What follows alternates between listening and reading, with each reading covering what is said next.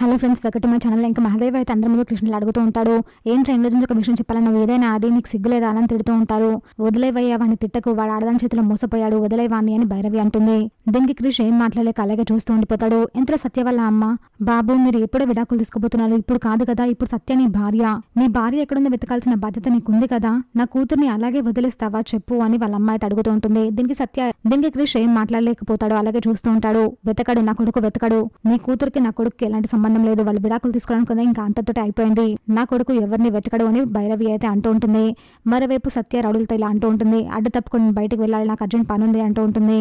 నేను మోనార్కి నన్ను ఎవరు మోసం చేయలేరు అంటూ ఆ రౌడీలు సత్య చుట్టూ తిరుగుతూ డాన్స్ చేస్తూ ఉంటారు. ఇంతలో సత్య వాళ్ళ ఫ్రెండ్స్ అక్కడికి వస్తారు.